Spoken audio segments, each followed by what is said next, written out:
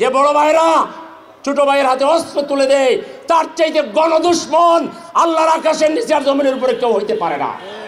শুধু রাজনীতির জন্য যুবকদের হাতে যারা অস্ত্র তুলে দেয়, মদ তুলে দেয়, গাঁজা তুলে দেয়, ইয়াবা তুলে দেয়, জাতির সর্বনাশ ঘটায়, এদের চাইতে বড় গণদুশমন, এদের চাইতে বড় ইসলামের দুশমন, এদের চাইতে জাতীয় দুশমন আর কেউ হইতে পারে না।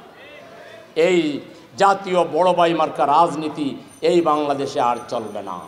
আমরা ছাত্রদের বৃত্তি দিচ্ছি, আমরা ছাত্রীদেরকে বৃত্তি দিচ্ছি, আমরা যুবকদের কাছে তাদের ভবিষ্যৎ বিনির্মাণে তাদেরকে আমরা কর্মদক্ষ করে ট্রেনিং দিয়ে গড়ে তুলতেছি। অসংখ্য ট্রেনিং প্রতিষ্ঠান, ভাষা শিক্ষা, টেকনিক্যাল শিক্ষার মাধ্যমে আমরা যুবকদেরকে তারা যেন মদের পরিবর্তে, গাঁজার পরিবর্তে, তাদের হাতে অস্ত্রের পরিবর্তে তারা যেন গঠনমূলক জীবনযাপন করতে পারে, আমরা সেই রাজনীতি করছি।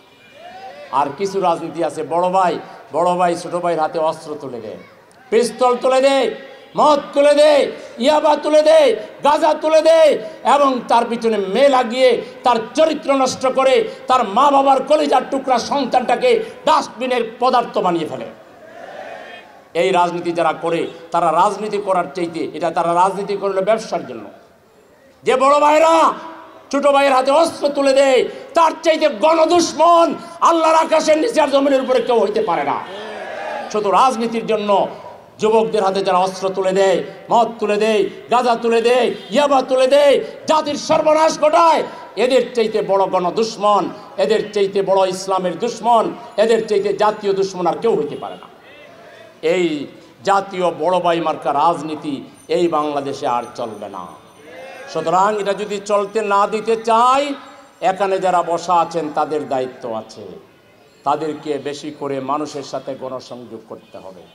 একটা রাস্তার ফল বিক্রেতা থেকে শুরু করে, রিক্সার ড্রাইভার, টেলার ড্রাইভার থেকে শুরু করে, রাস্তার ক্লিনার ভাই থেকে বোন থেকে শুরু করে একজন শিল্পপতি পর্যন্ত আপনাদেরকে তাদের কাছে যেতে হবে, সালাম দিতে হবে, জামাতের আদর্শ তুলে ধরতে হবে, কর্মসূচি তুলে ধরতে হবে, তাদেরকে বোঝাতে হবে বিগত 53 বছর আমরা কেন ব্যর্থ হয়েছি। স্বেচ্ছাচারী রাজনীতির জন্যে, মানব রচিত তন্ত্রমন্ত্র দিয়ে সংখ্যাগরিষ্ঠ মুসলমানের দেশকে পরিচালিত করার কারণেই আমরা ব্যর্থ হয়েছি।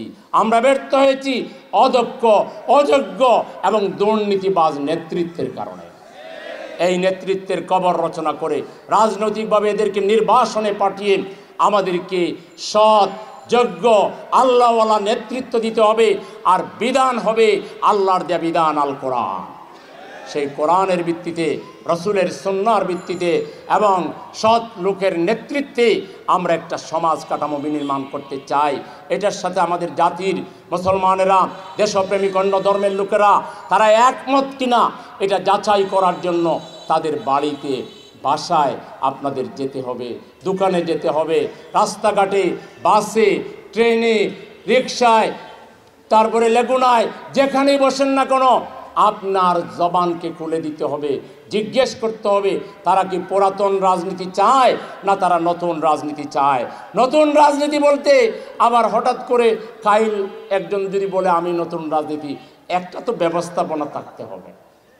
দীর্ঘদিন জামাত ইসলামী লোক তৈরি করেছে, আমরা যে লোক তৈরি করেছি আমরা তাদের হাতে কাজ তুলে দিয়েছি, ব্যাংক তুলে দিয়েছি, বিমা তুলে দিয়েছি, স্কুল দিয়েছি, মাদ্রাসা দিয়েছি, ইউনিভার্সিটি দিয়েছি, টেস্ট করেছি।